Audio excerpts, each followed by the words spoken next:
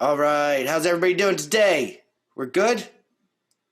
All right. So we're going to start off with the vocal boot camp with Miss Cecilia.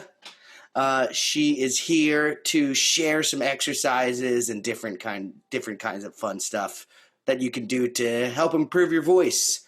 You're sitting at home, you're bored, might as well sing. Oh, does anybody hear about church bells in the background? I live near a church. Well, it's actually the St. Francis Church, the church that we have our school in. They play bells all the time, so it's a nice. It's kind of there's always music in Rockdale. How about that? All right, so I'm going to open it up to Cecilia. Oh, you can use the chat feature in the bottom. I'm going to mute everybody else. Everybody's going to be muted but me and Cecilia. But you can use that little chat button. It's somewhere on your screen. I know on the desktop it's on the bottom, and in the app, I think it's somewhere around there too. But it's easy to find. Find that chat feature. You can ask questions in there. You guys can chat back and forth in there if you want to. But me and Cecilia is just going to take things over here, and we'll answer all your questions at the end or during. Sound good? Thumbs up? All right. Here we go. Cecilia, all you. Cool. So I thought today we would kind of go over some basic stuff that we always talk about in our lessons. I think most of you are students of mine, but I know there's some parents and maybe some siblings tuning in too that kind of want to check it out. So we're going to go over some kind of basic concepts because it's always worth going back to them and redefining them for yourself. So first, we're going to talk about something really important: pitch. What is pitch? Pitch is, you can be off pitch or on pitch, out of tune or in tune. But pitch is when we reproduce a note and we sing it in tune, right? And that's really important for singers. We want to be on pitch as much as we can. And that's what a lot of our exercises is for that we do in our lessons. And whenever I make you guys go, me, me, ma, mo, moo, like forever, right?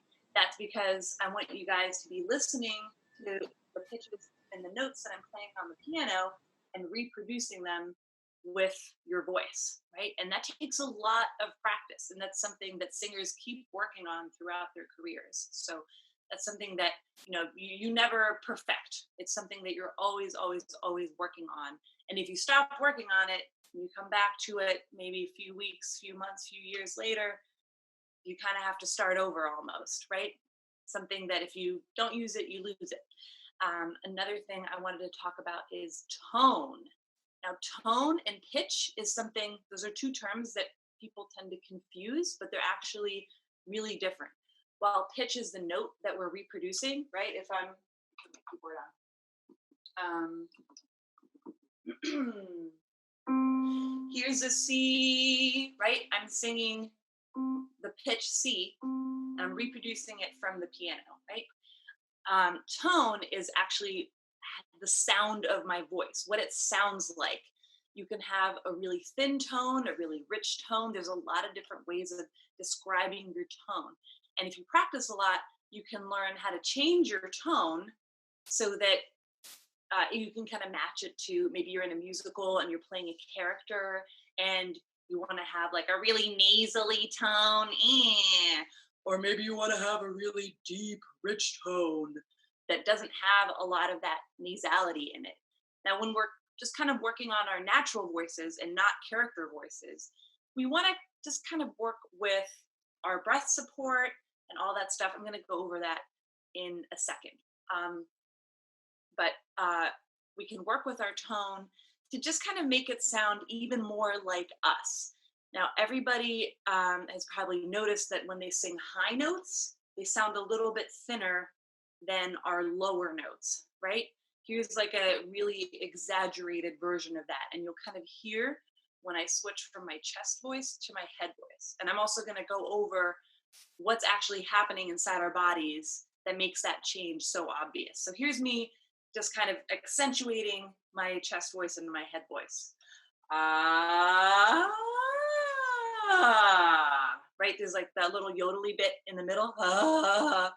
That's that's where I'm switching from my chest voice to my head voice. Most people feel like their chest voice, the lower notes, are much more present and sound much more like their speaking voice than their head voice. And that's because we speak in our chest voice, right? A lot of people don't think about that.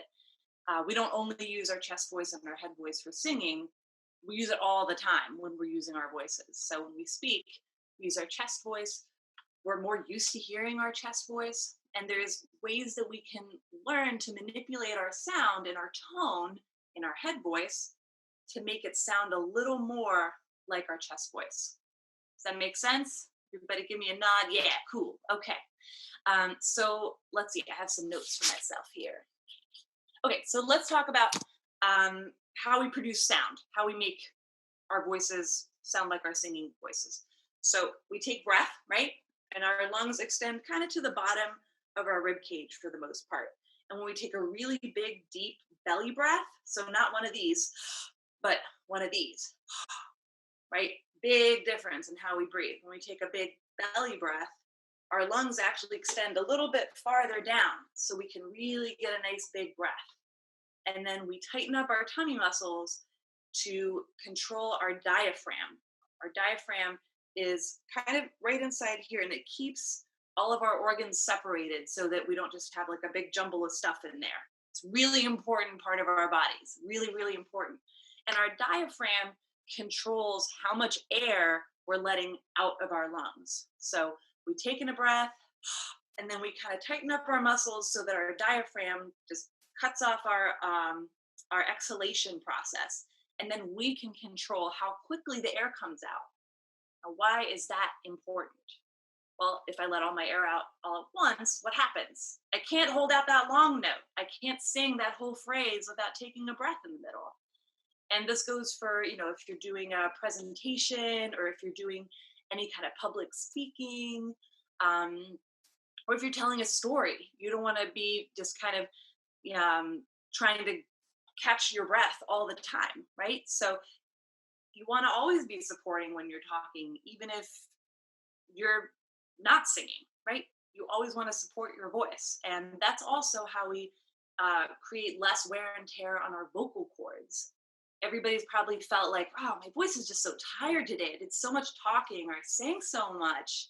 That's because you probably didn't support your breath enough. And so you ended up straining all the muscles in your throat more than you should have.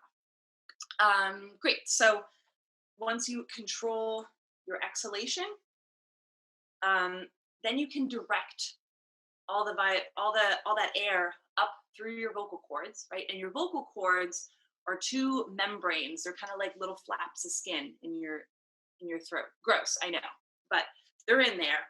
And if we didn't have them, we wouldn't be able to make any kind of sound at all, except for maybe like squawking or something. I think dinosaurs didn't really have vocal cords, so they would just kind of like squeak and squawk. I don't know why I know that, but I do. It's because I love dinosaurs. Who doesn't love dinosaurs? Anyway, so our vocal cords are kind of like this. So I have one flap of skin on my right side and one on my left, and they meet in the middle, kind of from back to front to back. And when we speak or sing in our chest voice, the vibrations are more I'll kind of show like this. They're more in the front part of our vocal cords. And our vocal cords are a little more relaxed. You can kind of think of a rubber band.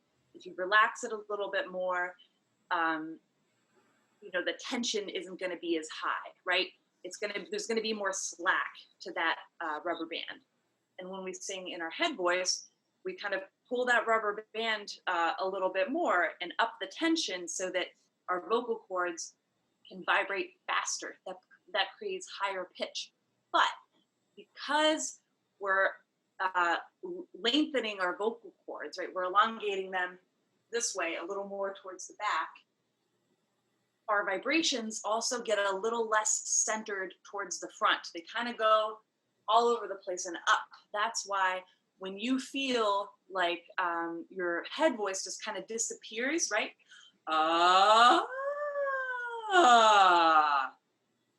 That's because the vibrations aren't going forward anymore, like your speaking voice or your chest voice, singing voice would.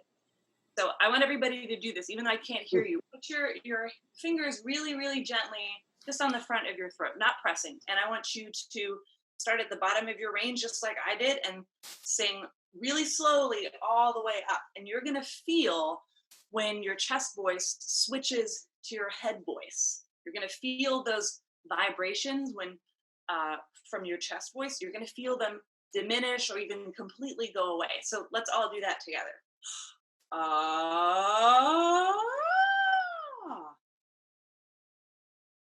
What do you guys think? Kind of weird, Yeah, right? that's cool.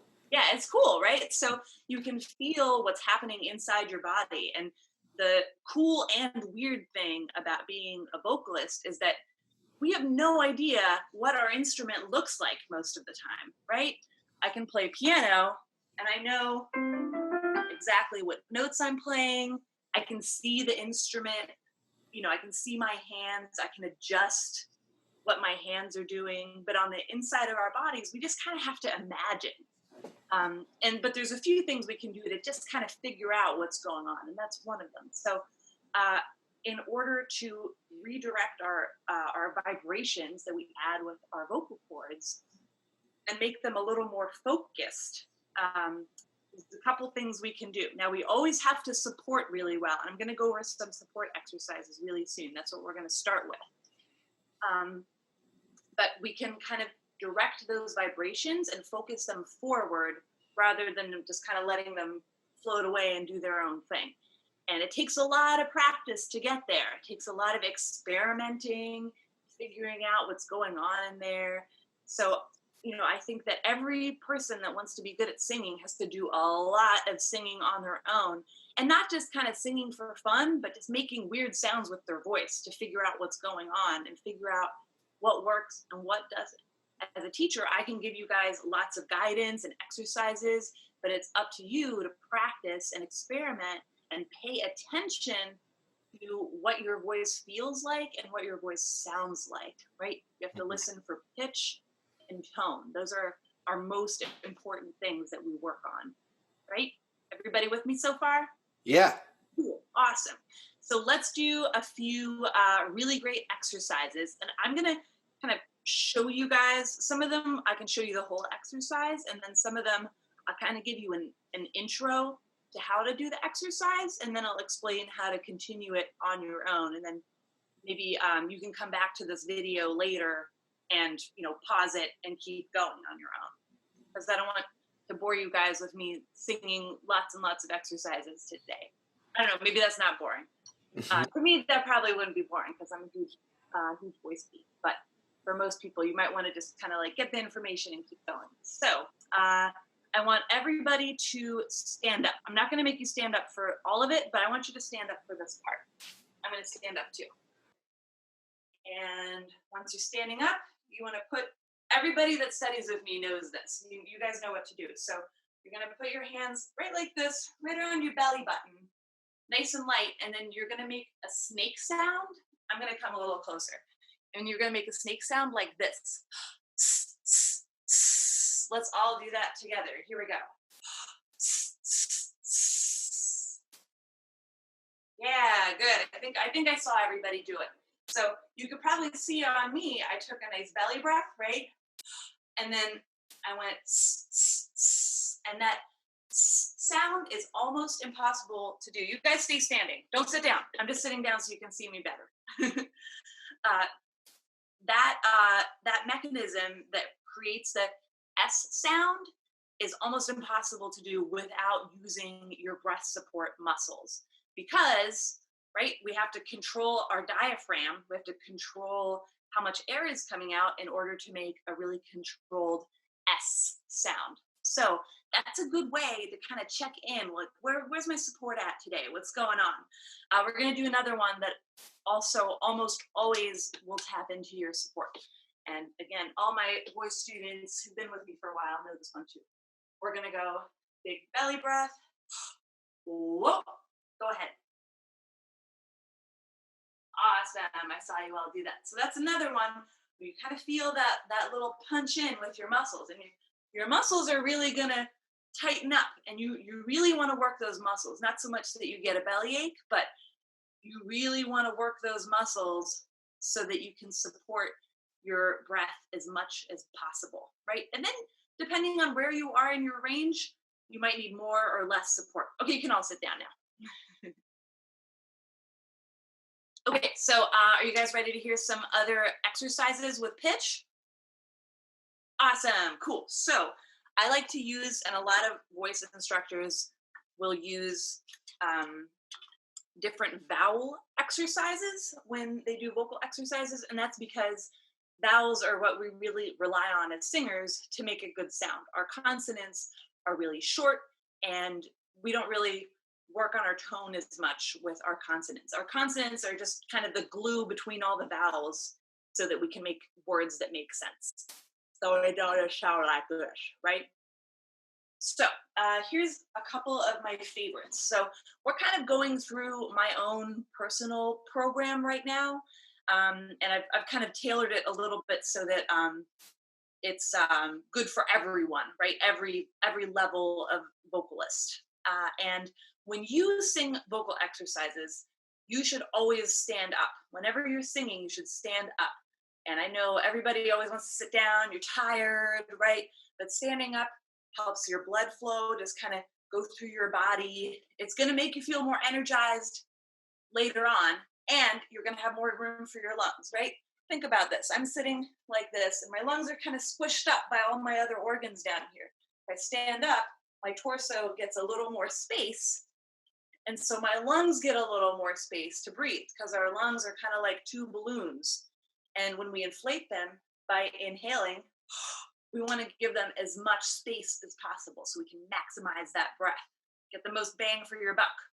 Okay, so I'm going to show you a couple vowel exercises, and we're going to start kind of easy, and I'm going to just talk you through what I'm thinking about for myself for each exercise. That makes sense to everybody? Cool. Okay, so I usually, if you guys play an instrument, and we're going to talk about instruments in a little bit, I'm starting at A, right below middle C. So if you play piano, you'll know what that means. And if you don't, that's okay. I'll show you in your next lesson, okay? And I like to start there for, at least for most women and girls and boys. Adult men kind of, oops, I think hold on. I pressed the button. The demo button. I'm not that good at piano. I wish I was. Okay, there we go. Yes, so I like to start there for everyone, pretty much except for adult men, because their voices are going to be a lot lower. But that's a good place to kind of start, kind of in like the lower part of your chest range, but not the very, very bottom. And then you want to sing all the way up to get to the top notes that you can comfortably sing. You don't want to screech them out or strain to get to them, but you want to sing as high as you can comfortably, and then come back down and go a little bit farther than where you started. That way you warm up your whole range without kind of straining or starting in an awkward place. If you start at the top of your range or at the very bottom of your range, it's going to be a lot harder on your voice, and you're not going to set those good habits right away. You want to start where it's easy. Okay. So here's one that I really like to do, and we're just going to go mi, me, ma, mo, mu. And for now, you guys can just listen, and then you can come back to this video later once it's on YouTube and sing along. Or you can sing along now if you want to, but it might not make as much sense. We're going to go mi, me, ma, mo, mu. Then I'm going to go up by half step. But I'll explain first what I'm doing. So I'm taking a big breath, right? And again, not a shoulder breath, but a chest breath.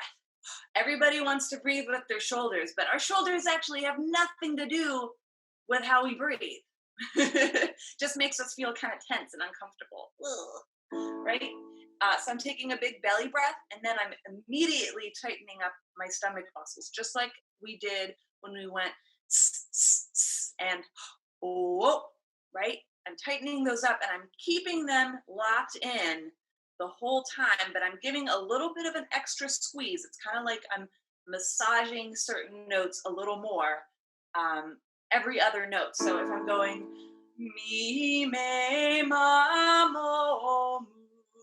So it's almost like doing little crunches or sit-ups, but with your voice and your breath support rather than lying on the floor. Okay? Cool. So I'll do maybe 4 or 5 of these, and then I'm going to show you guys a couple other ones, okay? Mi, me, ma, mo, mi, me, ma, mo, mi, me, ma, mo, mi, me, ma, mo, mi, me, ma, mo. Good. And at this point, it's good to kind of check in, like, where's my support at? Am I still supporting? And you could either kind of put your hand right on your waist below your rib cage or right around your belly button again, just to kind of remind yourself, because it's easy to let that start slipping. You can kind of start to zone out on these exercises, and it's easy to let your support slip. But instead, you want to just kind of stick with it and remind yourself to stay with your support. I'll do a couple more.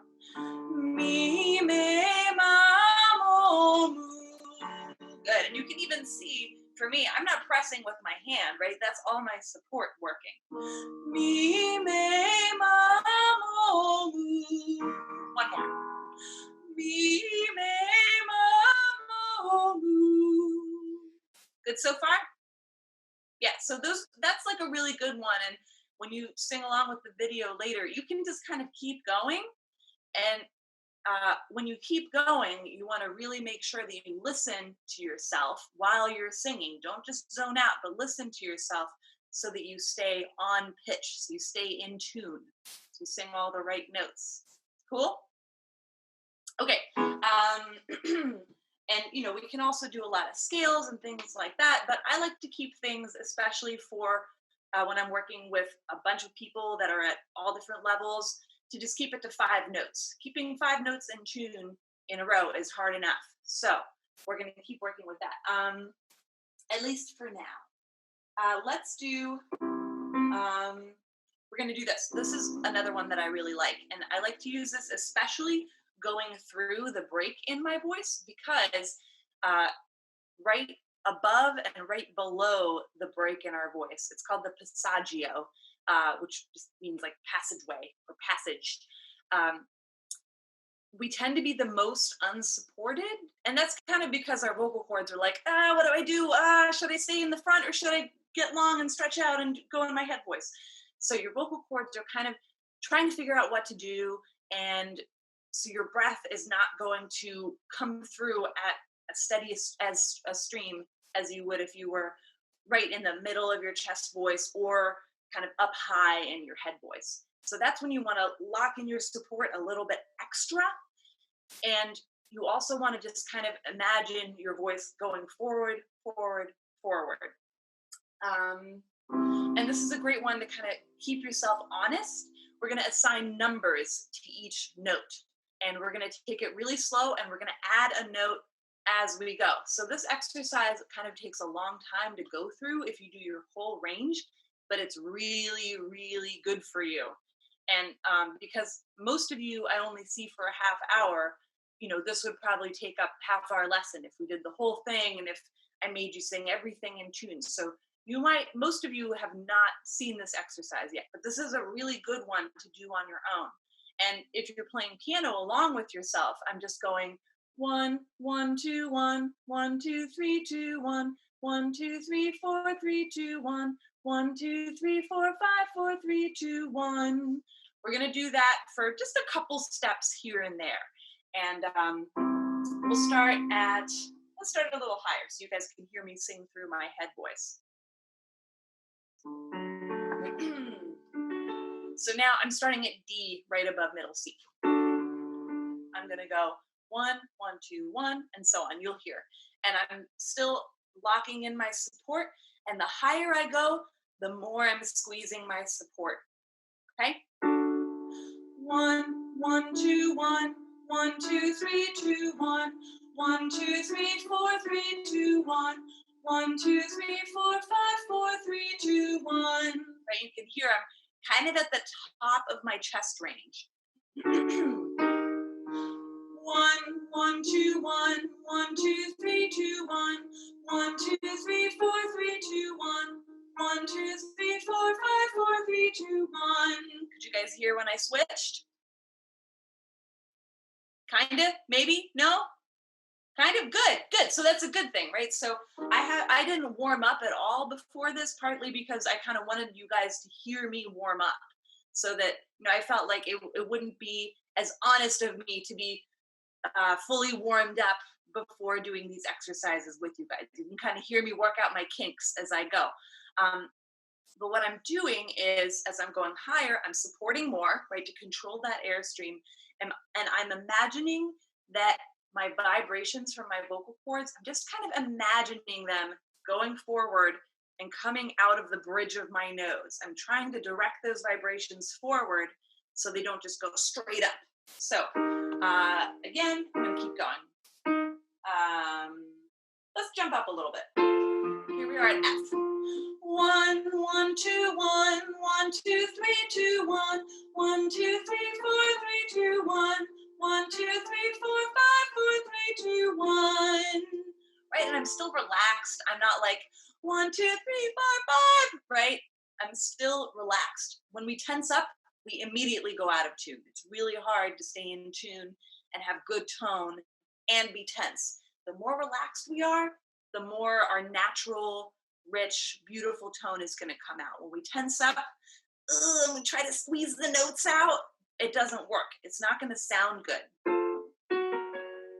1, 2, 1, 1, 2, 3, 2, 1, 1, 2, 3, 4, 3, 2, 1, 1, 2, 3, 4, 5, 4, 3, 2, 1. I'll do one more. 1, 1, 2, 1, 1, 2, 3, 2, 1, 1, 2, 3, 4, 3, 2, 1, 1, 2, 3, 4, 5, 4, 3, 2, 1. Right? And playing along on the piano is really great for a singer. So if you don't play piano, I want you to think about taking some piano lessons just to kind of learn how to help yourself play exercises and maybe even play some easy chords to a song, because a lot of singers don't get the opportunity to learn an instrument. And you guys are really lucky because you have lots of teachers around you, right? If you go to Rockdale, or even if you take private lessons, right?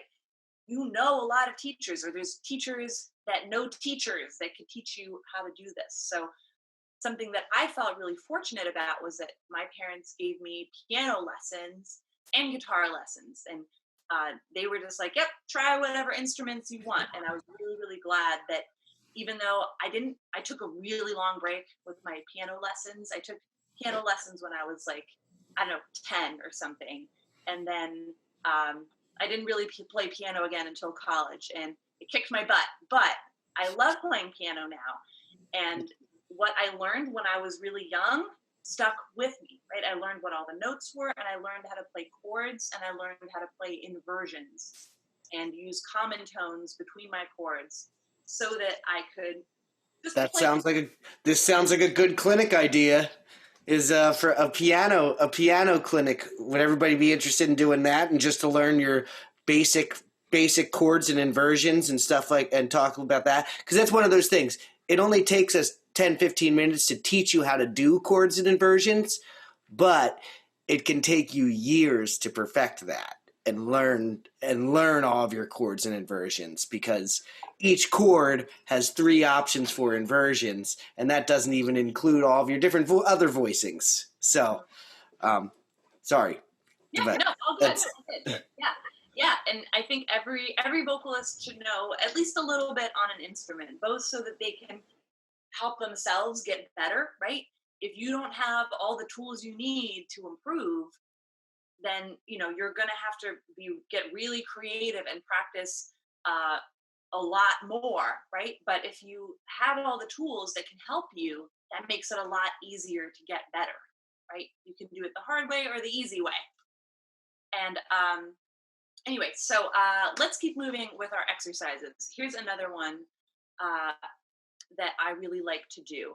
And this one has a lot of jumps in it. And again, my voice students will recognize this one. And But maybe it'll be good for you guys to hear just me do it. And I'm going to explain a couple things that I'm doing. I'm both still taking a big breath, right? I'm still supporting, and I'm squeezing my support more for the higher notes. And you're going to see me, if you pay attention, you'll see me do a little bit of a head tilt forward. Now, why am I doing that? It's so that I can help direct those vibrations again forward, right? We have something called a soft palate in the back of our mouth, and you guys can do it. I make all my students do this, but take your tongue and just kind of trace it from right behind your teeth all the way back. And you feel that squishy part, right? You feel all the bumps and ridges through the roof of your mouth, and you get to a squishy part. That's your soft palate. And your soft palate will adjust depending on what tone you're trying to get. Our soft palate really helps with our tone, and it also can help direct our vibrations and our breath forward, up, depending on how we want our tone to sound, right? So it takes a lot of practice to learn how to manipulate your soft palate without straining, right? We never ever want to strain our throat. Sometimes you'll see people performing live where you can see like the tendons in their neck. They're singing a really high note, but really, all those people could totally sing those high notes without that happening, right? They're just straining. They're just hurting their voices by doing that. And sometimes singers will kind of do it just for show to make it look like I'm singing this high note and it's really hard, but I'm going to give it to you anyway, right? But I think that's kind of irresponsible for a performer, because then young people who are trying to learn how to sing well are going to think that singing those high notes requires you to push them out with your throat. And that really has nothing to do with producing a good sound, right? And the more you practice and the more you work on your tone, the more you're going to start to notice when other people have really good tone or maybe not so good tone when they sing, especially on those high notes. You're really going to start to hear when someone's straining. Okay, so we're going to do this one. And let's see, I'm going to go pretty high so you guys can kind of hear me go up into my upper range. And what I'm doing is I'm just directing my breath with my soft palate. I'm directing the vibrations by tilting my head forward. And as always, I'm taking a breath and supporting. Everybody got that? So breath, supporting, and tilting my head forward. And I've been doing this to kind of show. So my soft palate is like this, right? And it's flexible, right? It can kind of billow out. It can be straight on. If I add a little bit of a yawn, and you can try, do like a little yawn for yourself. You can feel your soft palate relaxing and lifting up. We want a little bit of that going on for this exercise. And your soft palate is usually just kind of flat when it's relaxed. But when you put your airstream and those vibrations from your vocal cords towards it, you can kind of direct your soft palate in different directions, right? So if you direct the vibrations and your breath forward by tilting your head, right? Everything goes forward. It doesn't just go straight up. Then you have more control. Does that make sense? Good. Okay. I don't know if this piece of paper is really helpful, but I think it is. Okay, so need a little sip of water. Here we go. We're going to go ma, right? We're going to use our ah sound to get nice and high and come back down. Ma. And I don't know if you guys can see, but you'll see my support kind of re-engaging for the So I'll do a few of these. And so watch for my little head tilt and see if you can see me supporting a little bit extra.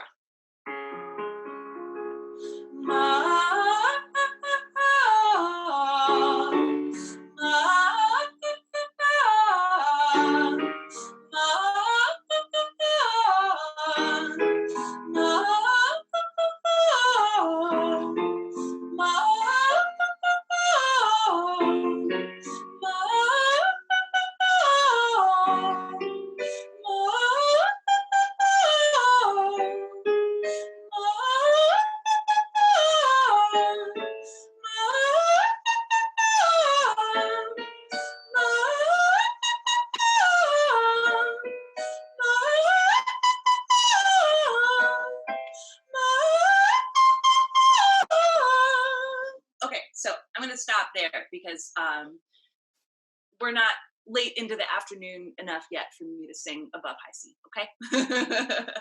It's too early. But did you guys see me do a little bit of a head tilt? Did you guys see that? Right, so when I'm going, the higher I get, the more I tilt my head, right? There's some really great videos of opera performances where they do this, right? Opera singers are some of the most powerful singers in the world. So if you want to see some of these concepts demonstrated in a live performance, it's great to look up some opera videos. There's a great example that I use with a lot of my students. That's the Queen of the Night aria, and there's some really, really, really good live performance videos of the Queen of the Night singing this. And there's a really great one where she's wearing this amazing costume, and her hair is just like this crazy crown thing, and she's almost leaning into the note. Right? So it's interesting to kind of check out those kinds of things too, just to kind of watch people do it live, right? You can do it as an exercise, but when you watch people do it live, it's even more powerful because then you really kind of connect it to, oh, that's how we use it. Now, most of you guys aren't super interested in singing opera, at least not right now, but we want to use as many exercises as we can to get as good as we can, so that even if we're singing, a folk song or a rock song or a pop song in more of a kind of a comfortable mid part of our range, we want to know that we can reach those high notes if we want to, and we can reach them in tune in a relaxed way and in a supported way where we have good tone, right? That gives us so much more confidence to sing something that then when we work out our whole range, then we feel so comfortable with, because it's just in the middle, no big deal, right? And when you're practicing your support, I can't understate how much you need to work your stomach muscles. It's a lot of work, right? If you see some live videos of people like Whitney Houston, right? Really great singer. She's like breaking a sweat, and sometimes it's also because the stage lights are really hot. That's the thing, but she's really working her support. And I watched a video with her drummer, and he was like, yeah, sitting behind her was amazing because you could see her working with her voice, right? It was her whole body was her instrument, and you could see her back muscles like getting into it, right? It's such a physical thing to do. That you really want to work your whole body when you're singing and center everything down here. Does that sound good to everybody? Make sense so far? So speaking of opera, actually, Mm-hmm. one of our actually former Rockdale teacher, Rachel, she really good friend of mine, I've known forever. She actually works really high up in the Philadelphia Opera Company. So if anybody's interested, I could reach out to Rachel and we can see about maybe like planning like a Rockdale field trip to the opera company to all see it. Would that be cool? And you guys should all say yes. You can give a thumbs up or a thumbs down if that sounds like something, okay? right? I mean, I'm also not somebody who's super into opera or even like orchestral music, but whenever I do go and do to experience that part of it, I get chills because it's just that type of performance. It hits a human element of all of us, right? That when you hear it all done acoustically and you're in the room and you can feel that, it's special, right? So I mean, I can every time I even when I go and see the Delaware County Symphony, which is a great little symphony, and they're right at Newman University. They do their shows there, and they do monthly shows. It's an incredible symphony orchestra, and I get chills every time I see that. So we should definitely. I'll look into that one too. You guys are giving me good homework to do. All right. Good. So I'm going to see, does anyone have any questions about anything that I showed you guys today, or any thoughts, anything you just want to ask me, maybe not even related to what we just did? All right, everybody say yeah, that'd be really cool. I've been answering a lot of questions in the meantime. Oh, If anybody, okay, I'm gonna. If anybody has any questions, go ahead, type them in there. Type them in there for right now. I just had a couple little notes that I wanted to kind of talk about, like kind of little factoids that I've learned, like the dinosaur factoid. So Cecilia talked about what's that? I think it's true. You might want to, look it up. Don't take me for it, but Okay. Well, it's their voice box wasn't as developed as today. So actually, dinosaurs probably didn't roar. They probably weren't able to roar. huh. So in popular culture, Right. dinosaurs roar, right? Toy But it was Story. probably more of like an annoying shriek, is what you're saying? Yeah, it was Like more the like T Rex was like, yeah. like it was just an annoying thing. Also. Yeah. So when you were talking about the chest voice and head voice, and like how we speak mainly with our chest voice, this is something that I heard actually is that you actually find a lot more tenors come from countries where they speak romantic languages, which like Italian, Spanish, and French, because they're much more head voice languages.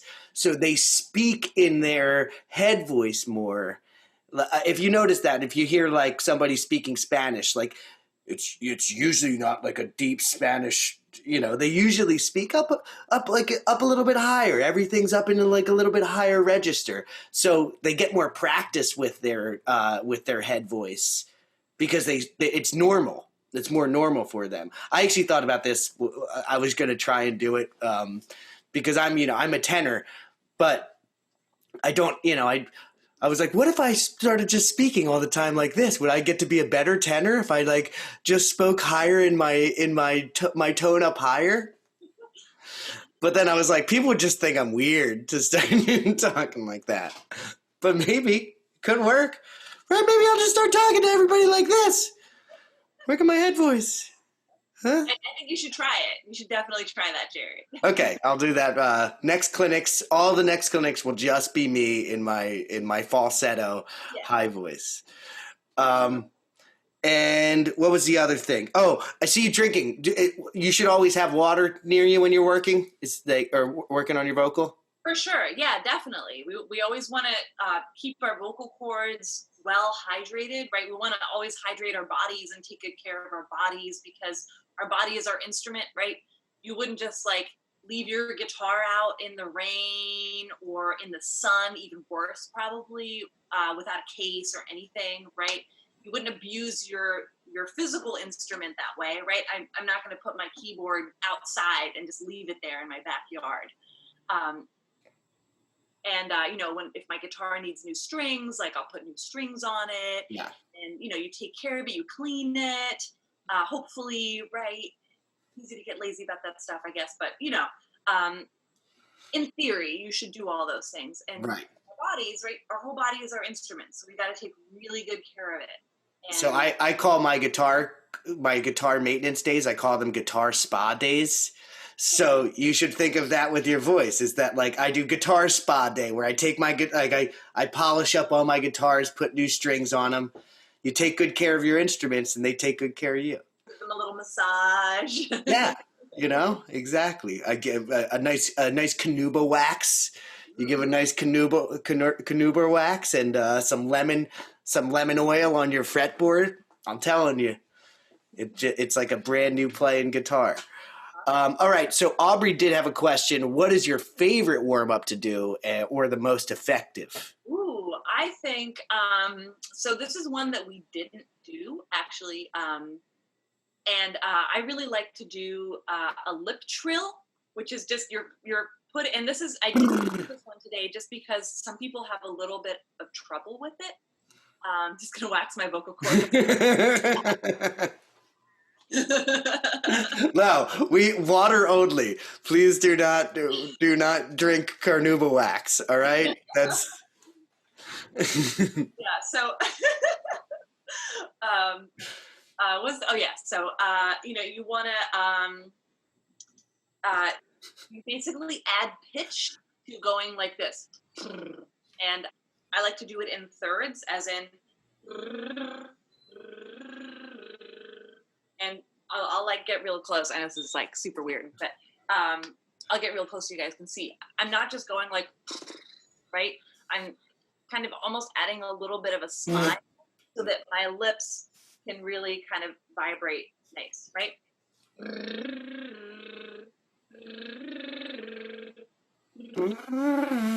I'm not good at that one. It takes a little bit of practice to Yeah. figure out how to do that. And I'm not like making a trumpet sound. I'm not making the pitch with my lips. Right. I'm still adding the pitch with my vocal cords, right? So I'm basically going ooh, but instead of going ooh, I'm going. Does that make sense? Mm-hmm. And what is the reason for loosening up your like lips and mouth? Is that what you're doing? Kind of warm up your face, get some more blood flow in there, right? Okay. And you'll get used to it the more you do it. But you'll feel your lips kind of tingle or like your nose tingle, but it really helps take any tension out of your throat. It's really, really hard to do this exercise with tension in your throat.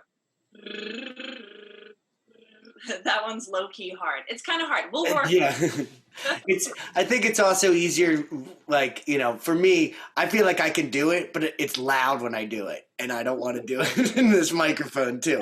So I'm being a little self-conscious right now. Like, I don't want to blast everybody. Yeah, so that's really good. We can all work on that in our lessons too, because it takes a little bit of like kind of figuring out how to do. Yeah. But it's like learning how to whistle. Right. Right.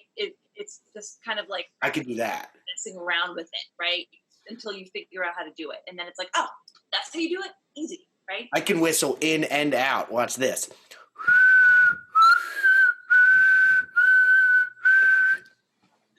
Special talents? Anybody else got special talents? Hi. Actually, speaking of special talents, we're going to do a like open mic kind of, or like a karaoke, whatever you want to kind of call it. We're going to do a Zoom open mic just like this, where I'll have everybody just like set up like you are right now, but I'll unmute you and you get to do your song and everybody gets to listen to you do it. And then the next person goes. So we're going to do one of those. And we may even do it with another school in California.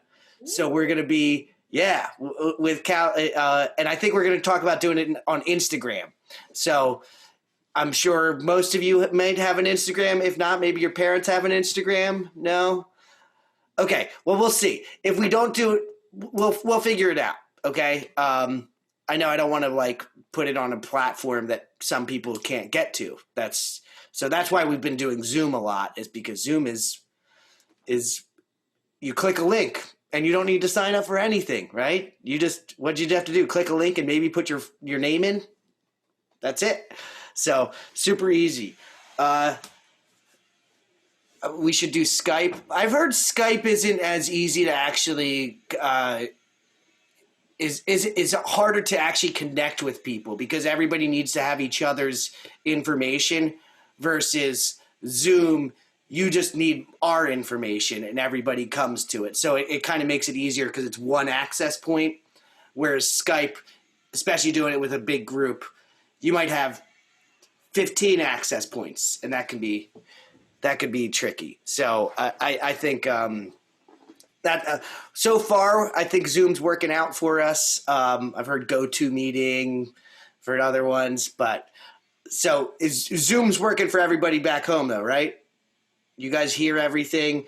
No crazy delays or anything like that. It works really well with his voice. It's a little bit trickier with instruments, right? Because instruments are loud.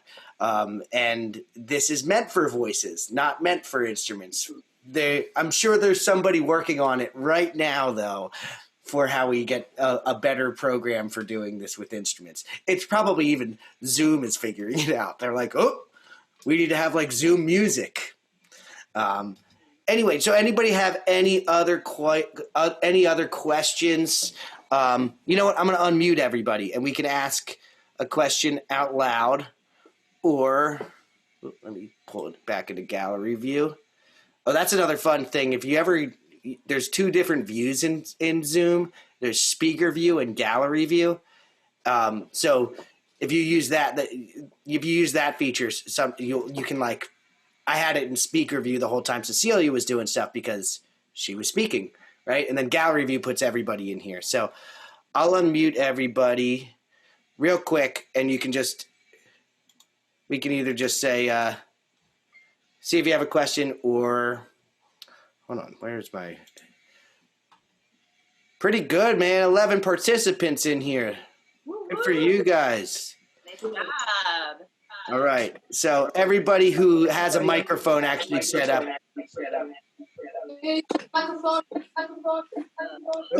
We're getting some echo, huh? Maybe that's not going to work. Okay. Well, does anyone? I unmute myself. So what'd you say there, Cecilia? Sorry. Everybody who has a question can raise their hand and then you unmute them. That sounds like a better way of doing it. See, we're still figuring it out. Does anybody have a little question? No? Oh, wait, something in the chat. Music would be Zoom. Music would be awesome. All right, cool. Yeah, there are different ways that we can even like, I can do a screen share in here, and I can show you different things. I could actually share files with you just in the chat, which we're going to be doing. Our next clinic, our last clinic this week is a guitar clinic, stunt guitar, which is just going to be some advanced tapping exercises. Now, just because it's an advanced tapping exercise doesn't mean it's too advanced for you.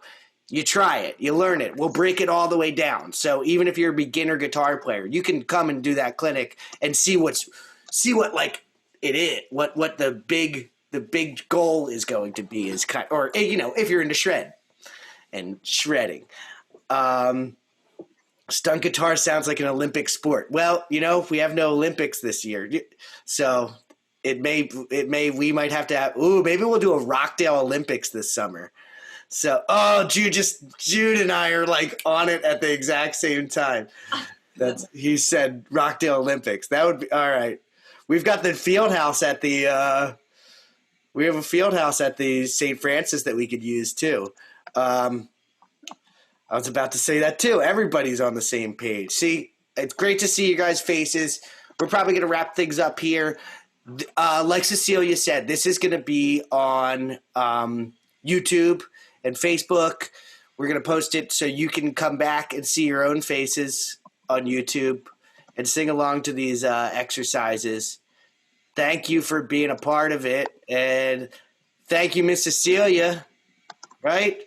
Yay, you're welcome. Everybody say thank you, Miss Cecilia. Thank and you.